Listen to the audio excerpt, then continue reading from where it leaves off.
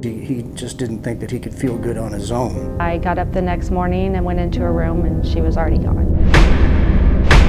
You never want to lose a child. You can't imagine what that's like. We don't have any detox facilities available. We don't have any treatment facilities. The cartels are running a business, and their job is to get that drugs into their community. Cartels try to exploit those kids that are coming across. And it's the greatest national security threat to the United States right today. I have a person who's really struggling. What can I do? How can I help? My wife, supports me through and through with everything. Focus on you and your recovery, and I feel like you can really go a long way. Drug overdoses kill tens of thousands of people in the U.S. every year. Many of those overdoses involve opioids, like prescription painkillers or heroin. And many of those overdoses happen here in central Illinois, in cities and towns, to people young and old. Tonight we take an in-depth look at what's behind those deaths, at the sources of those drugs, and at what's being done to save lives here in Illinois. We'll hear from law enforcement, lawmakers, doctors, and families affected by overdose. Shaylin Connor loved to sing. And her mom, Stacy, says she loved life. She was one of the happiest kids I've ever known. Her nickname growing up was always Smiley. High school, was involved in everything, was a cheerleader, she was homecoming queen. Shaylin got accepted into college, but after her senior year of high school, she found a new group of friends. Started dabbling in marijuana and she liked that, started drinking a little, and eventually they were popping pills. We did everything we knew to do. We had her in treatments, we brought her home, she went to meetings. Eventually, Shaylin went to treatment for 6 months. She came home in June. We really thought she had it beat this time. She got a job, was working out with me, living at home, doing great. Had no idea she relapsed. She came home on a Friday night, hugged me, said, "Love you, Mama," going to bed. And I got up the next morning and went into her room and she was already gone. Shaylin died last October. She was 22. Her story is painful, but it's also painfully common. The state health director says last year, nearly 2,000 people in Illinois died of opioid overdose. It's really across the board, from north to south, east to west, every community. No one has unfortunately been really spared or left untouched by the opioid crisis. Opioids are a class of drugs that includes prescription painkillers like oxycodone and hydrocodone, and the street drug heroin. In high doses, they shut off the part of the brain that makes you breathe. State health officials say if nothing changes, 2,700 people a year could die by 2020, just in Illinois. The drug supply in Illinois is one that's getting more and more and more poisonous every year. That's largely related to the introduction of these synthetic drugs. Those synthetics are drugs like fentanyl, made in labs and much stronger than other opioids. Christian County Sheriff Bruce Kettlecamp says synthetics are turning up more and more. We've seen the heroin cut with fentanyl here in Christian County. We've got lab results back where the fentanyl was in with the heroin. The news may be dire, but those affected by the opioid crisis are stepping up to help. Shaylin's mom, Stacy, has helped teach others about a drug that can stop overdoses. It's deep in our heart. I mean, we want to go out. We truly want to help people. We're doing it because we care. We don't want anybody to go through what we've been through. Addiction doesn't discriminate. Shaylin was your all-American teenage girl. And she had dreams. She had hopes.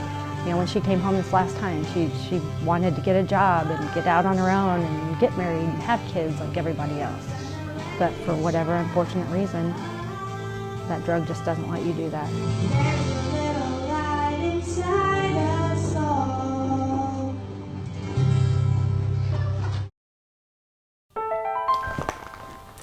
Jennifer Bertoni is a mom too. I have 3 grown children and 1 14-month-old granddaughter. She is my world. She has a lifetime of memories. Like the picture of me and my sister. But almost 20 years ago, those memories took a painful turn. When I was about 28 years old, I had a tooth that was hurting and had a dentist prescribe me Vicodin.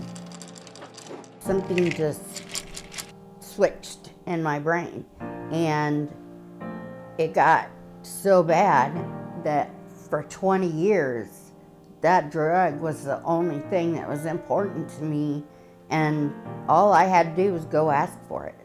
She asked her doctors, she asked ER workers, and when their supplies stopped, she bought off the streets, taking up to 40 pills a day. You feel so good. That's how it starts off. And then after a while, you're turning and you're starting to take it to not be sick. You don't shower, you don't eat, you don't care. You just want that drug. Jennifer worked as an EMT, work that kept her from trying heroin. Still, by last January, Jennifer's life was slipping away. Health officials say thousands of people like Jennifer are addicted to opioid drugs. For individuals who are grappling with end-stage cancer or severe pain, opioids are quite literally a godsend. However, if misused or prescribed inappropriately, individuals can become dependent upon them. Jerry Cruz leads the SIU School of Medicine. We asked him why the condition is exploding. It starts with prescription pain medications like oxycodone. They are available. They are relatively expensive. They're produced in large quantities and they're distributed in large quantities. He says some doctors prescribe those meds more than they should, that emergency departments often rely on those drugs, and that families sometimes share leftover painkillers. Plus, addicts may use those drugs to handle trauma and stress. Once addicted, users can move from prescription painkillers to cheaper street drugs like heroin and risky synthetic drugs like fentanyl. Last year, Jennifer's addiction drove her to a decision. She sought treatment, and in the months since, she's leaned on support from others. I have been in the moment with everything, with my kids, my family, and that feels so good. Like Stacy Welch, she also wants to use her experience to help others. I know I'm only one person, but I've got, other recovering addicts that are willing to come together and help. But we've got to get going. I mean, we've got to get started somehow. And I think that's going to make such a big difference. Unfortunately, with the heroin, it's killing people in our county. Federal officials call the opioid crisis an epidemic. But how can we stop it? And how can individual users get help? We set out to find out. Sure. From the outside, Corbin Tannhauser looked like the perfect dad. See any fish? But for years, Corbin had a secret. One that often kept him from his daughter, Sydney. There was times where I would black out and I would be sleeping and she would be at home. And everybody called me a great dad, a phenomenal dad, but I was still hooked to the medication. Starting in 2011, Corbin underwent 9 shoulder surgeries. Along the way, he developed an addiction to painkillers. Last year, he'd had enough and checked into Sunspire Health Heartland, a treatment center near Gilman. Corbin remembers when his wife and daughter came to see him. The day that they came for that first visit, that was the first time I truly met my daughter, because my whole life leading up to that moment was a blur. Care at Sunspire starts with medical detox to get users off drugs comfortably. That's followed by days of individual counseling and group discussions, often about trauma that contributes to addiction, along with lectures about staying sober after rehab. So it's making a difference and getting a good relapse prevention plan while they're here, so they know what they're going to do when they run into the triggers in the community. Public health officials say many people who abuse drugs can benefit from outpatient treatment alone. We asked Sunspire's executive director when people need inpatient care. So I think the question is, how severe is their addiction? And how is their substance use disorder impacting their life? Are they still able to work? What is their home or family life like? Has their family given up hope on them? Have they had previous treatment at an outpatient level of care and not been successful? Have they relapsed? Remember when we walked all the way around? Corbin says he's been sober a year, even though staying that way took sacrifice. Some people didn't agree with the changes that I made. Some people weren't for it, or they kept telling me, oh, you changed, you're not the same person. My wife, supports me through and through with everything. My daughter as well.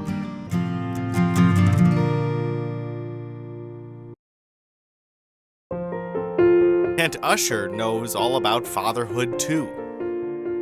He remembers the old days with his son, Kyle. Kyle was the one of the three that always had a lot of friends. He was a social kid, but he was also a different kind of kid.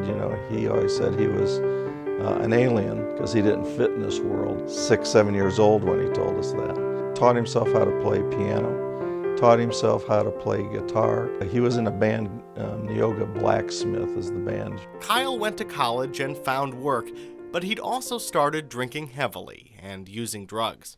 The signs began adding up. Checked his arms, and sure enough, he had needle marks in it. Well, he was taking morphine. So since he was living here and he was stealing from us and everything else, I said, that's it.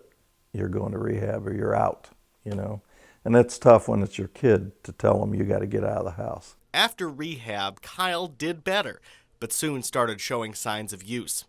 One day, his dad went to mow the grass at Kyle's rental house. Truck pulled up from his work, and he always went to work no matter what. The guy said, have you seen Kyle or heard from Kyle? I said, no. And right then, I knew he was in the house. So I busted out the back window of the door and ran into his bedroom. He was dead. He'd probably been dead. It was several hours because rigor mortis had set in. And needles by his bed. Last fall, the Illinois Department of Public Health released a state action plan to stop deaths like Kyle's. Right now, the state projects the number of overdose deaths to reach 2,700 by 2020. But the plan aims to cut those projected deaths by a third, which would still leave around 1,800 deaths a year. So we wanted to make sure that that we set a goal that was ambitious, but still one that's attainable. So we do think that the goal of reducing deaths by a third is one that's attainable. To be sure, it's one that's ambitious. One part of the plan? Safer prescribing of prescription opioids. Research shows the longer a patient is prescribed opioid drugs, the more likely they are to become addicted.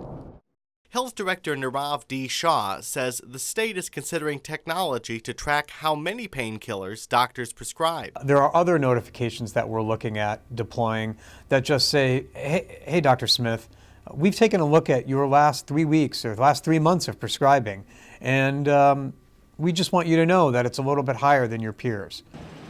The state is also considering new prescribing guidelines.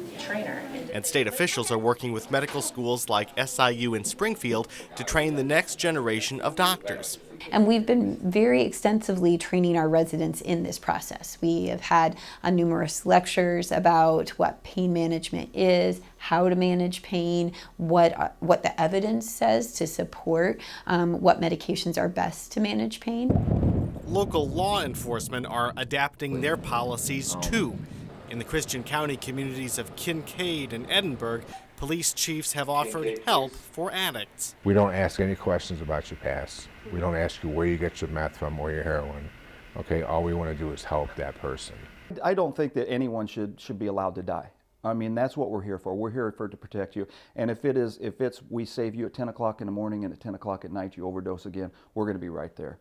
But Sheriff Bruce Kettlecamp says getting those addicts into treatment isn't easy. We don't have many resources here as far as treatment facilities. We don't have any detox facilities available. We don't have any treatment facilities. Right now in Illinois, we estimate that roughly 200,000 or so, maybe 250,000 individuals who need some form of care are still waiting to find it. The state action plan calls for more access to inpatient beds.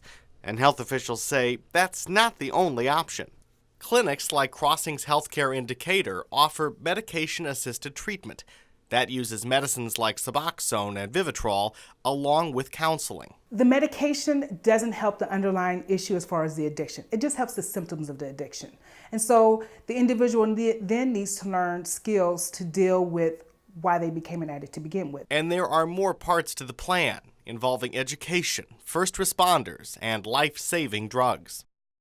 You never want to lose a child. You can't imagine what that's like. It literally rips your heart out. But whatever state leaders are doing, Kent says parents and others must learn to spot signs of addiction themselves and act. I don't care how many billions of dollars they put into opioids and everything else.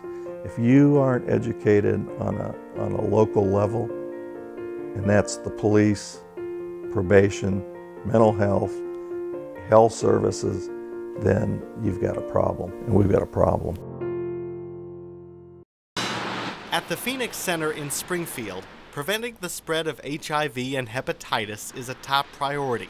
To do that, the center launched a needle exchange program in 2011, offering clean needles, supplies, and now the overdose drug naloxone. We do know that we have people coming from over 60 counties. Because we're one of only 2 programs in this part of the state, people drive significant distances to get the services and to get the naloxone. During our visit, we spoke with one of those clients, a woman named Ann. She first started using other drugs with her then husband and friends. We used to always get high together, and it's actually, we tried anything and everything, and, the biggest thing about that is we never got stuck on just like one thing. As time passed, Ann lost 2 friends to overdose and looked for a way to handle the pain. And next thing I know, I started doing heroin a little bit more, and then that little bit more took basically my life from everybody.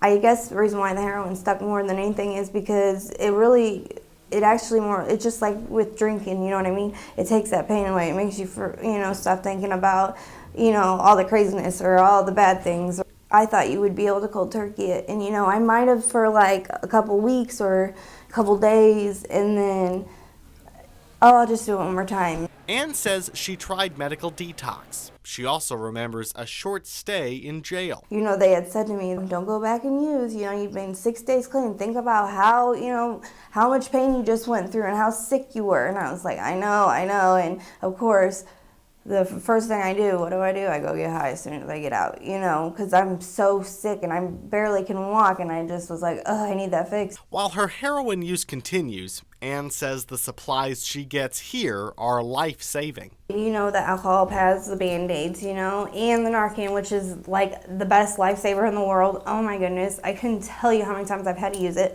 and it's beyond amazing. Yeah. The U.S. Surgeon General says more of us should carry naloxone or Narcan. That's the drug that stops overdoses. But just what is it, and how does it work? It's known as an opioid antagonist, because it goes into the brain and removes the opium out of the brain, and your brain will start functioning normally as far as telling you to breathe. Mike Burkham is the vice president of the Tyler Yunt Foundation. The group is named for Burkham's late son. They've given Narcan kits to local law enforcement and trained others how to use it.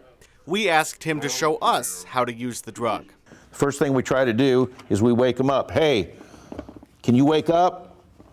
If they're still unresponsive and we think that we have an overdose, we can administer Narcan. This is a nasal Narcan that we distribute and train people to use. It's very easy to use. It comes with instructions, but also we show them how to do it in the training. You simply peel it out of the package.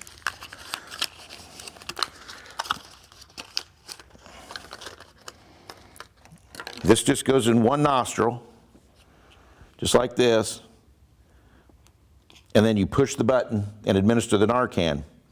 After the Narcan has been administered, you put the patient into the recovery position, which you'd put their arm up, their leg up, and you would roll them over on their side to keep their airway open. Make sure that 911 gets called and that they're on the way, and then you can turn over care to the firemen and paramedics. Burkham says Narcan cannot hurt a patient. He says there's another important step, calling for help. If you wake them up and you don't get them help, if they've got more heroin or whatever form of opiate they're using, they can use that to try to counteract that withdrawal that the Narcan has them in. And what it does is it causes them to have way too much opiate in the blood, and then when the Narcan wears off in 45 minutes, they will probably go into an overdose that we can't reverse, and they will die. Tonight we've heard from families affected by overdose, but many of those families are turning their grief into action. Connie and John Geyer farm near Monticello. Part of their work? Raising goats. But lately, Connie and John have taken on another kind of work inspired by their daughter, Marissa. She was an amazing young lady. She was one of the best swimmers I know, and she was into all kinds of sports and clubs at school. Over the years, though, Marissa began smoking, then drinking, and eventually using pills and heroin. One night, at 20 years old, Marissa overdosed while out with someone else.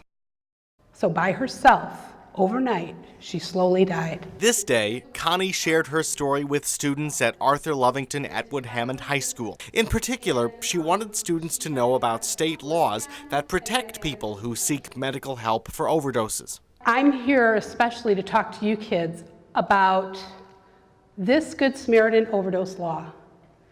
The law protects you and the person who is overdosing, even if you are participating. Connie's spoken at several schools.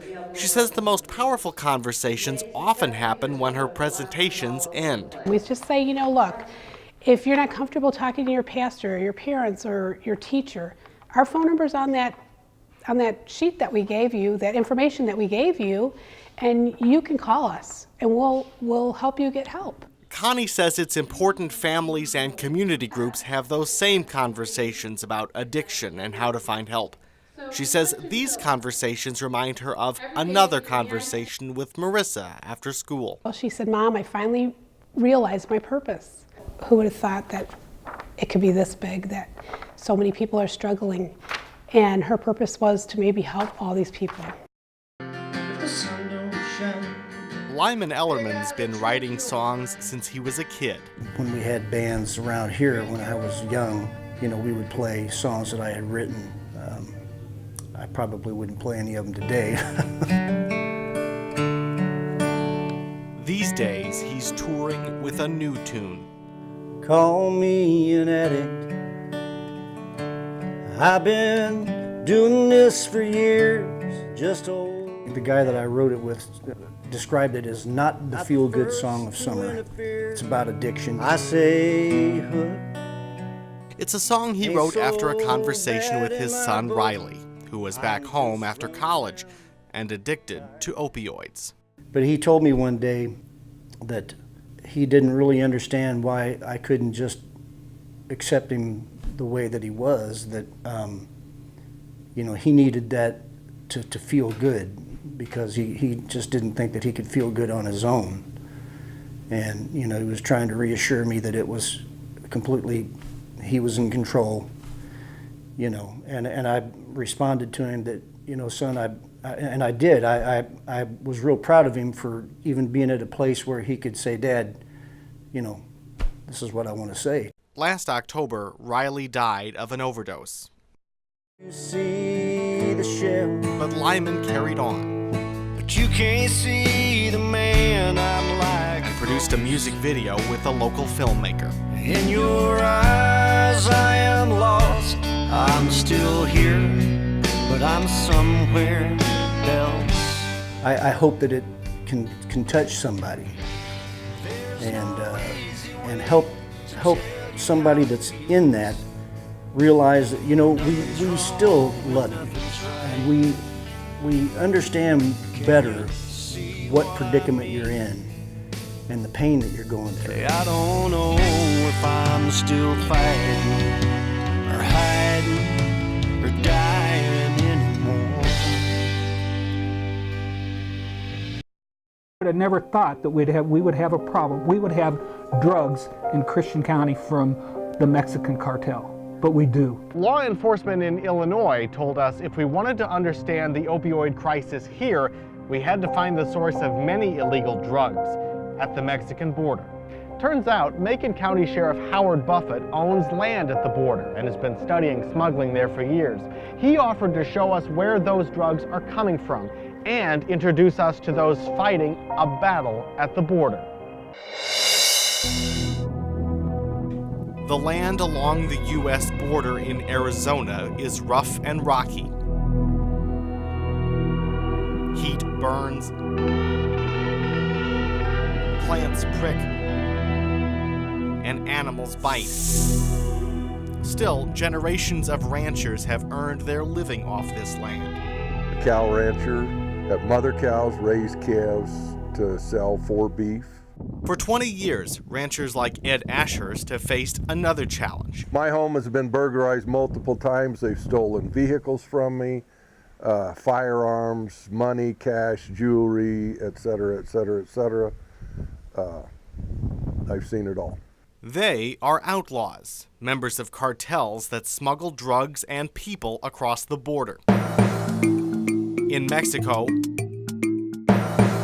they bring fear and violence. In the U.S., they move drugs with smugglers called mules. Those mules have scouts. They have an intelligence network that's better than anything the CIA or the Army's got.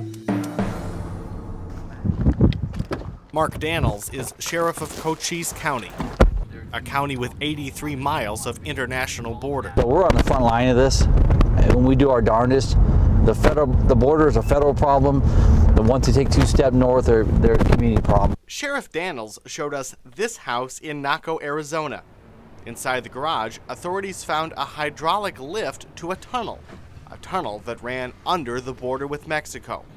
Sheriff Daniels says the Obama administration increased border security at points of entry like this one, part of a federal focus on high-traffic spots along the border. Authorities say hard drugs like heroin often come through ports like these, sometimes even on the backs of children attending school in the U.S. The cartels try to exploit those kids that are coming across by having them body carry meth and heroin. So that's one of our biggest educational things right now, that we're partnering with the not only the folks that work at the port of entry, but with Border Patrol, to get into the schools and educate these kids on how best to avoid being used by the cartels. But Sheriff Daniels took us away from those points of entry to a spot where high defenses end. Now that we're further enough away from the port of entry, we have very little protection down here. And this is where the cartels bring their products, and they bring this human smuggling too. There you go. Back at his office, the sheriff showed us some of what his deputies have uncovered. We see marijuana, we see heroin, we see fentanyl, we see cocaine, we see meth. And almost 90% of all the illegal drugs in this country that are in your communities and our communities are coming through where we're standing. To move those products, cartels rely on a sophisticated system of mules and spotters. They also rely on cover from the landscape here. To get a better view, we met with philanthropist and Macon County Sheriff Howard Buffett. Buffett owns land on the border and has studied smuggling for years. He's even captured surveillance videos like these that appear to show smugglers moving across the land. First, Buffett took us by helicopter to a remote stretch of land called the San Rafael Valley. It has literally hundreds of washouts, ravines. They run all the way across the border into Mexico. So you can start in those and transverse across the border into the United States. And it's almost impossible to see people unless, you've got some kind of aerial coverage.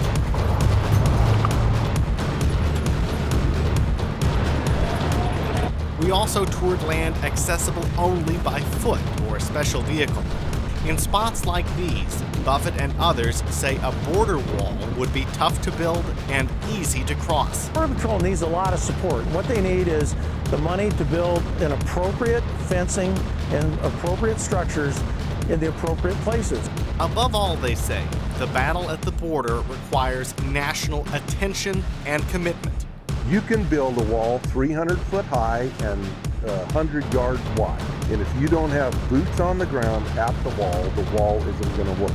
If you have boots on the ground at the wall, you don't need the wall. It's that simple.